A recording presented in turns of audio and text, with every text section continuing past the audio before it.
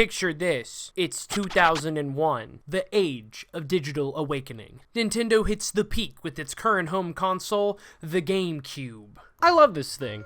It was a fantastic piece of hardware that was home to so many games that made Nintendo one of the top dogs of the gaming industry. Well, Xbox definitely had my heart with Halo 2, and I wouldn't even end up getting a PlayStation 2 until a few years later. Nintendo had my heart with the GameCube. I mean, it's a phenomenal console. It started my love for Sonic, Mario, Zelda, and so many franchises that I'm still fond of today. But of course, first-party games weren't the only things that were available for this console. Licensed games. You know them, you love them. If you clicked on this video, you probably have scoured the internet in search of this topic in particular. Out of all of the licensed movie and TV games, none stood among the rest better than SpongeBob. That's debatable, but it's to make a good point. The yellow sponge was on top of the animation game during this time, so it made sense to jump on that trend and go into video games. Now, Nick definitely knew how popular he was, but what do you think could make SpongeBob games even better? A crossover. Jimmy Neutron Boy Genius, Danny Phantom, Timmy Turner from the Fairly OddParents, and SpongeBob SquarePants were the figureheads of a wonderful co-op 3D platformer beat-em-up called Nicktoons Unite. People just ate this up at the time, seeing the most popular Nicktoons all in one game. Europe didn't even care about the other guys though, because they just shafted the Nicktoons and just called it SpongeBob and Friends. They really just shafted the other guys, huh?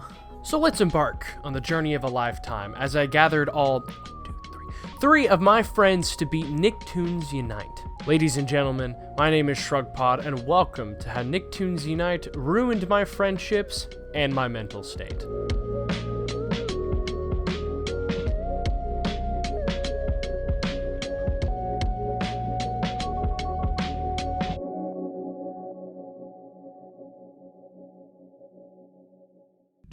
Four notorious villains with a plan to destroy the Nicktoons universe will face off against a heroic foursome united in defending it. For the first time ever, Jimmy Neutron, Timmy Turner, Danny Phantom, and SpongeBob SquarePants join forces to battle the greatest criminal minds the Nicktoons universe has ever known. Nicktoons Unite, saving the Nicktoons universe one world at a time. The story of the game is simple enough. The villains of all the main characters have formed this generic evil group called the Syndicate to try and steal energy from each of the worlds to destroy them all. But they said that the machine will shield them, so it's fine, but they never elaborate on what exactly is going to happen after they use the Doomsday Machine, which is super duper dumb. But I am getting ahead of myself. Let me go ahead and say that this video is less about the game itself and more about the story of how me and my friends came to conquer this game. Because this game really isn't that complicated. With 4 other characters to play as, I had to fool 3 of my friends into playing this licensed kids party game. So I captured Brett, our psychotic SpongeBob main, Aiden, our trusty Timmy support squad, and Micah, who played as Jimmy Neutron and would usually just wait until after we did the tedious platforming and just fight the bosses. Along with them was our scribe Amelia, who simply witnessed as we slowly dwelled into madness, and with me as the Danny Phantom leader, our team was unstoppable. The journey started in the universe of Danny Phantom. With each new universe, or show, or dimension, or whatever you'd like to call it, had 3 sections involving locations from the shows. So we started in Vlad's castle, and then we were thrown into prison literally moments later after we got here. This is when the problems began for our little crew, and it all started with these rats. Upon reaching prison, we have been locked up by the box ghost to really think about our crimes. But in order to get out, we must defeat these rats. We had to beat 5 of them. Just 5 stinking rats. But the largest obstacle was not the game itself, but one of our members, Brett. Now, in layman's terms, Brett decided to make the most out of this fun party game for children and just make the game incredibly harder than it needed to be.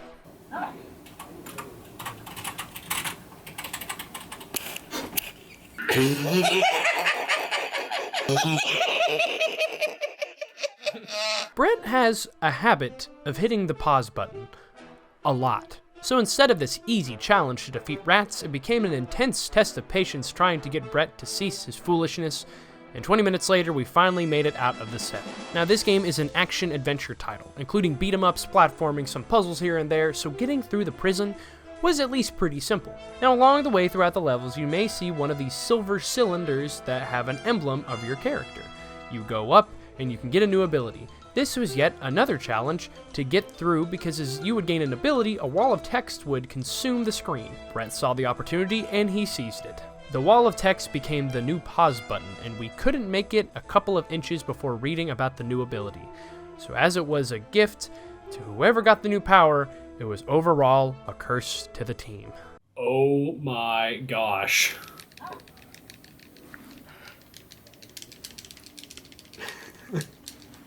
So we beat the boss after not many difficulties and finally made it to the second section of Danny's world. The team was exhausted, but our spirits were high. For the second section, everything went by pretty smoothly. Aiden even gaining a new power to make icicles from his gun, and Micah deciding to do something by using his shrink ray and allowing Brett to carry around this miniature car. Now, something you may see throughout the footage are these coins. The coins are used to upgrade your abilities and make them stronger or use less of your ability bar meter, which doesn't really run that low anyways. So most stages are just mad dashes for all of us to get as many coins as we possibly can. As we entered the final level of Danny's world, we ran into one of the ability chambers. This one was for SpongeBob, i.e. Brett. And it was seriously the funniest moment of the whole game. Look at my lips. SpongeBob received his ability to soak up water and spew it out, and most times, Brett missed.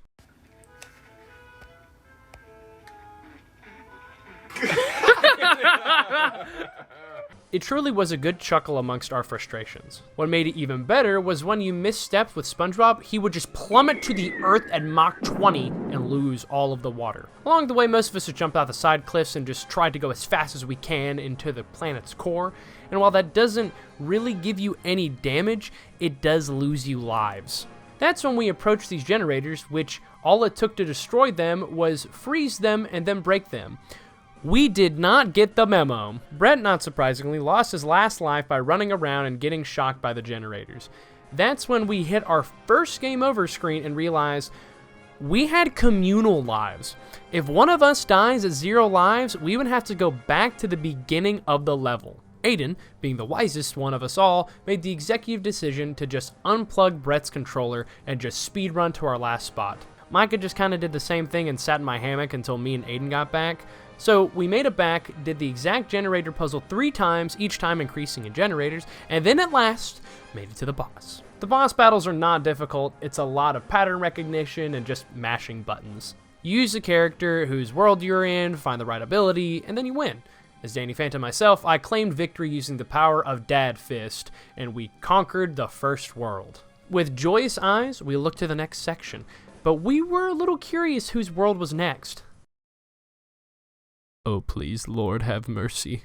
Guys, the first section of Bikini Bottom is just all SpongeBob using his absorb power and then trying to platform on these tall cliffs with 4 players and then trying to fight this stupid landmine robot. We needed to make it to the Krusty Krab, but we all thought of stopping right there. But no! The great prophet Enfield TV once proclaimed, "The devil trying to make me fail, that's revenge of the fallen." The words echoed throughout my room on the speakers, and we concluded that we will not fail. We pressed forward, fighting off the hordes of grunts and even this giant vacuum. My 3-2-1 penguin sphere resurfaced, but we pressed forward. We reached the Krusty Krab, we conquered the vacuum, and we found a new ability for SpongeBob.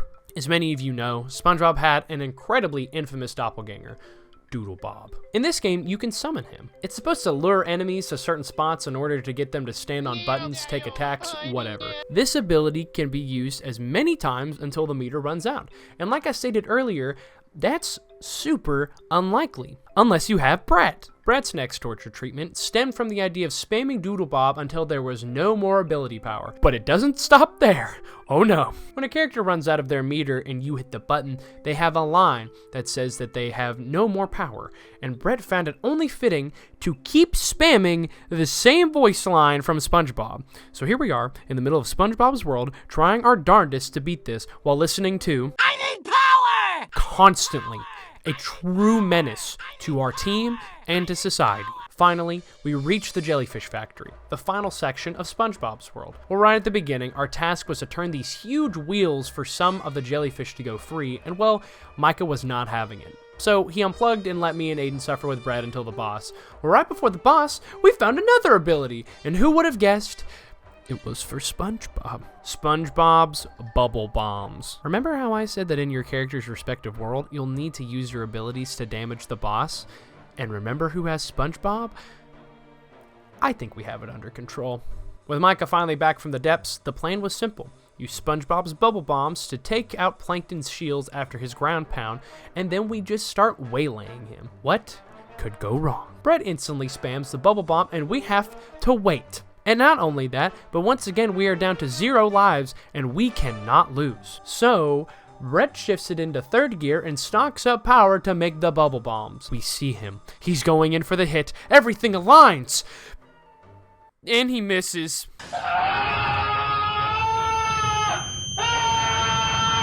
We spent the next 10 minutes on that boss fight, but nonetheless, we're 50% through the game. After stealing all of Brett's coins in the hub world, we head on to the 3rd world, Fairy World. Our resident Timmy Turner main guided us into the depths of the Cloud City, granting us another useless ability for Micah, even being able to calm Brett down in most places. But we ran into another tedious task. You have to run to the end of these 5 corridors to light these gems. Aiden, in all of his wisdom, tried to bring up the morale to Micah and Brett while I was still shivering in fear from the vacuum boss back in Jellyfish Fields, but alas, failed miserably. Micah unplugged his controller and then Brett kept spamming, "I need power!" So the 3 of us finished the section of that world, getting us into Fairy World. For the most part, we ran into no issues, not until this boat section. Our abilities were mostly upgraded, all of us having at least 1 or 2 abilities maxed down, but we needed coins to prepare for the final boss. So we began cloud hopping to try and get these coins out here. The only problem was that in Fairy World, if you fall off during the jumping sections, you go back to the beginning before you start hopping around. And hear me now, viewer, I kept count. We had to restart this section 46 times. I can't make this up. We didn't get the last coin until 25 minutes later. Like, there was maybe 20 coins in total. It was split up into these 4 little islands, and people would either accidentally fall off or just fully kamikaze into this neon pink abyss. Our team was struggling for sure, but what came next was an even bigger game changer. No gimmicks, there's this one section in Fairy World that just focuses you on going up these zigzag hills, and if you fall off, you have to return back to the hill that lets you up there. And Aiden kept falling off. But like, it wasn't his fault. The game just will not allow more than 2 people to walk across this, or they'll just slide off. Each of us fell, Aiden mostly, but it was legitimately a game decision to have this slide effect on flat ground. It turned a 2.5-minute walk into a 15-minute struggle. Finally, we made it to the boss of this world, which was Crocker doing some electro-type beat. And while yes, he is flying around, and yes, we're technically supposed to use the bubble bombs to get him away from the generators, we vetoed that plan so quickly. So this time, the plan was simple. Find an ability to get down his health bar, freeze the generators, rinse, repeat. And guess what? It went off incredibly. Out of nowhere, the ability that came in the most handy was Micah. He has this flare ability that just fires off into the sky and does massive damage against Crocker. And Aiden, oh goodness, our sweet boy. It was like the ding-dang Super Bowl with him sprinting to get these generators. After 3 different sections, we made it. We beat Crocker and are finally headed into the final world. With getting back to the hub world and having this glorious feeling of victory on our shoulders, we were all feeling pretty good. Keep in mind, this entire time, Brett has still continued to spam, "I need power!" pause the game, and just lose all of our communal lives. We were practically professionals at this point. So we've made it. The final world. Jimmy Nuttrin. And you know, for the final world, it was, how do I put this? It just kind of lame. The entire first section of the world is focused on being inside of Goddard as we fight off these robotic fleas, which is a total deja vu moment to that one episode in the cartoon, but other than that, it's conceptually one of the most lame areas in the whole game. So instead of chaos ensuing while we were just running around, we were honestly kind of bored and tired. I mean, for the most part, the game had just gone on for so long, and maybe not because of its runtime, but because we still had Brett casually terrorizing the screen the entire time. As Goddard's innards were explored, we just became antsy.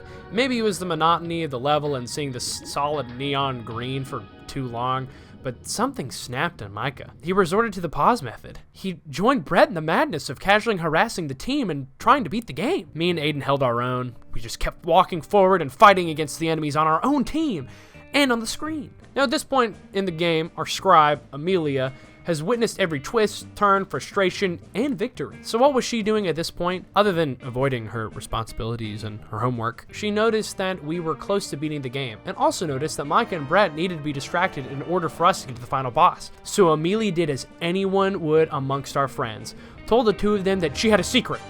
She summoned them away! Amelia, the true guardian angel of the story, gave us just enough time for me and Aiden to speed run to the boss. And I don't really know what happened between Micah and Brett and Amelia. I think some kind of character arc happened.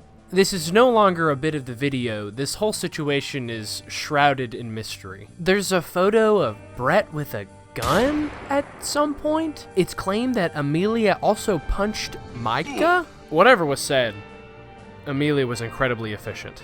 Me and Aiden made it to the boss, just in time for Mike and Brett to return to the room in a defeated fashion. I really don't know what happened, but this is an actual true story. This stuff actually happened. Anyways, the boss in Jimmy's world literally revolved around Micah using this new headbutt ability in time to let us attack this giant flea.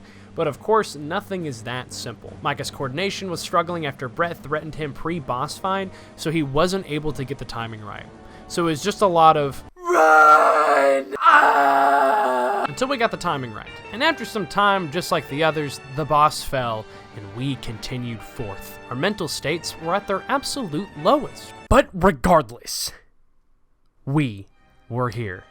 The final boss of Nicktoons Unite. Or SpongeBob and Friends, depending on if you're watching this in Europe. Now, just like any other crossover, the final boss obviously had to be a culmination of everything we've gained up to this point. And it was, but to be quite honest, it may have been the most frustrating challenge yet. The boss is all four of the main villains in this spiral robot that just goes around, and each has different abilities to just inconvenience us while these goons are also running around. While that's supposed to be different and trip us up, that wasn't really what made the boss fight so hard. See, the whole stage is just 4 walkways with the orb in the middle that you're supposed to make a connection with, and to get to the end of the walkway to deactivate one of the enemy's shields, you have to use these stomp panels to rotate different pieces to make a full bridge. Realizing that we couldn't all coordinate and remember which buttons move which parts of the bridge, I realized that it would be tough, but we could do it. After much yelling and screaming and Brett pulling a gun on all of us, we finally got to the final lever.